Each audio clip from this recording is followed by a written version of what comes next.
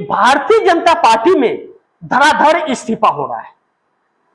बिहार से एक एमएलसी ने इस्तीफा दे दिया, नौनी सिंह बिट्टू मंत्री ने इस्तीफा दे दिया, शहजाद पुनेवाला प्रवक्ता ने इस्तीफा दे दिया। मतलब सोचिए आप दर्शक, 5 घंटे में 3 इस्तीफे धड़ाधड़। और अब भाजपा में कई सांसद इस्तीफा देंगे, इस तरह की चर्चा चल रही है, जो मोदी और शाह से सहमत नहीं है। और अगर यह परिस्थिति आ रही है कि भारतीय जनता पार्टी के प्रवक्ता, मंत्री, एमएलसी, सांसद इस्तीफा देकर के जा रहे हैं, तब तो फिर यह समस्या बहुत गंभीर हो गई है। तब तो सरकार, जब आपस में ही फूट है और टूट है, तो फिर सरकार कैसे चलेगी, किसके भरोसे? उधार का सिंदूर कब तक लगाते रहोगे आप? मोदी सरकार के सामने यही चुनौती हो गई है कि, और मैं बार बार कहता था आप दर्शकों को, 2024 लोकसभा चुनाव परिणाम आने के बाद मोदी ने हिम्मत नहीं दिखा पाई 240 सीटें आने से कि संसदीय दल की बैठक बुलाए 240 सांसदों की, क्योंकि उसमें नाराजगी बहुत थी।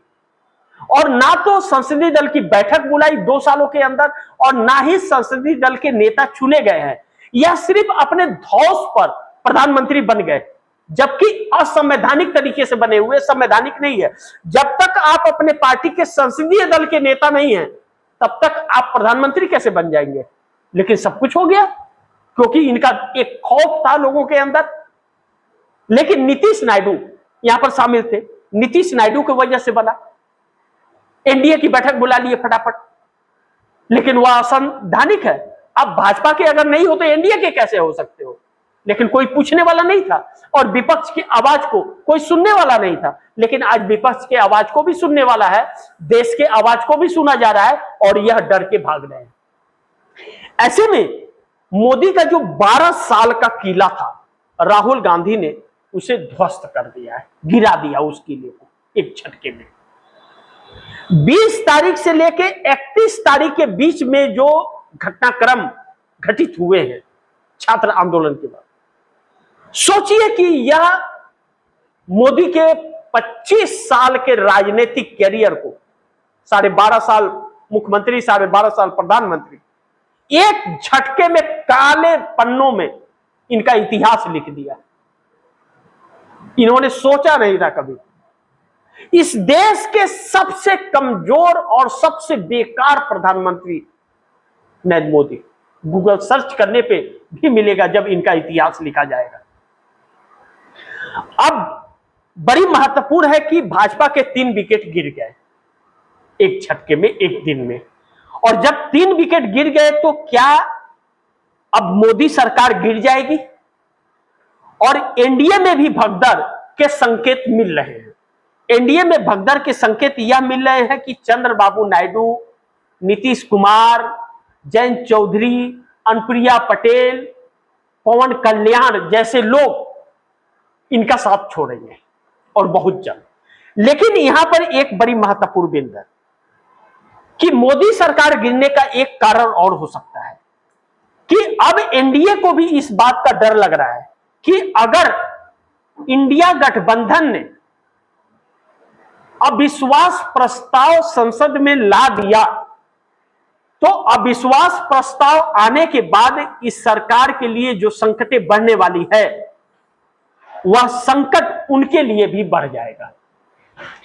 अब जब भाजपा के लोग इनके साथ नहीं हैं, इस्तीफा दे रहे हैं, और खबर निकल रही है कि कई भाजपा के सांसद भी इस्तीफा दे सकते हैं, बागी हो सकते हैं, और पहले से यह सूचनाएं चलती हैं। अब जैसे राजनाथ सिंह, चाहे नितिन गडकरी जैसे लोग और बेइज्जती अपना आप नहीं करवाएंगे। यही वजह रहा कि नितिन गडकरी और राजनाथ सिंह ने पार्लियामेंट में एक शब्द तक नहीं बोला, जबकि चाहते तो वह फेस कर सकते थे, लेकिन नहीं, उन लोगों ने नहीं बोला, क्योंकि वह सरकार से सहमत नहीं है।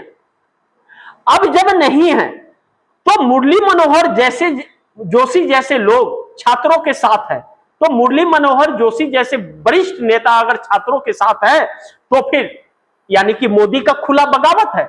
सुब्रमण्यम स्वामी हो, चाहे यशवंत सिन्हा हो, यह सब छात्रों के साथ खड़े हो गए, पूरा विपक्ष साथ खड़ा है। और अगर एनडीए गठबंधन के नीतीश नायडू, जयंत चौधरी, अनुप्रिया पटेल पूरी तरह से चुप है। अगर यह छात्रों के साथ नहीं खड़े होंगे तो इनके ऊपर भी छात्र टूट सकते हैं, क्योंकि वह हर राज्यों को टारगेट करेंगे, हर राज्यों में खड़े होंगे, तो इन लोगों के घेराव भी हो सकते हैं। इस बात का डर है कि अगर ऐसे में इंडिया गठबंधन अविश्वास प्रस्ताव ला रहा है सदन के अंदर, क्योंकि यह लोग भाग रहे हैं, बुलाने के लिए लाना पड़ेगा और जवाबदेही तय करने के लिए लाना पड़ेगा इन लोगों को, तो इंडिया गठबंधन को अविश्वास प्रस्ताव लाना जरूरी है। जब लाएगा तो यह 33 सांसद जो हैं वह कैसे मोदी को समर्थन देंगे, वोट करेंगे इनके पक्ष में। अगर करते हैं तो छात्र इनके खिलाफ भी हो जाएंगे, जो इनके खिलाफ, मोदी और शाह के खिलाफ है, तो एनडीए गठबंधन के घटक दलों के खिलाफ भी हो जाएंगे। तो उसका संदेश जो है पूरे देश में अलग जाएगा, तो पार्टियों के अस्तित्व खत्म हो सकते हैं। राहुल गांधी ने एक ऐसा चक्रव्यूह रच दिया कि मोदी शाह की सांस अटकने लगी है, उसमें सारी चाणक्य नीति खत्म हो गई है, क्योंकि इनकी चाणक्य नीति थी ही नहीं कभी। यह ब्यूरोक्रेसी के दम पर सब कुछ कर रहे थे और उसी ब्यूरोक्रेसी ने इनका साथ छोड़ दिया है और वह विपक्ष के साथ खड़ी हो गई है। नहीं तो विपक्ष को इतना इंफॉर्मेशन कहां से मिल रहा है अगर वह साथ खड़े नहीं है तो। और राहुल गांधी बार बार कहते हैं कि हमें तो इंफॉर्मेशन मिल रही है, पीएमओ से भी मिल रही है, ब्यूरोक्रेसी से भी मिल रही है, बार बार राहुल गांधी यह बात करते हैं। अब यानी कि एनडीए गठबंधन के घटक दल हो या भारतीय जनता पार्टी के नेता हो, यह समझ गए कि अब भारतीय जनता पार्टी के नाम पर तो चुनाव नहीं जीता जा सकता, इससे अच्छा इस्तीफा दे करके टाटा बाय बाय करके निकल पड़ो।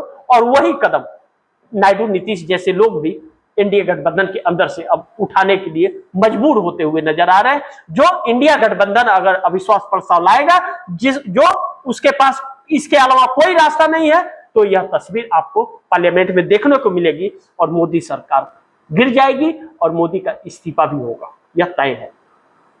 बाकी आप दर्शक क्या सोचते हैं, आप दर्शकों की क्या राय है, क्या सुझाव है, कमेंट बॉक्स में जरूर दीजिएगा। इस खबर को ज्यादा से ज्यादा शेयर कीजिए, अपने दोस्तों को भी कहिए आगे शेयर करें।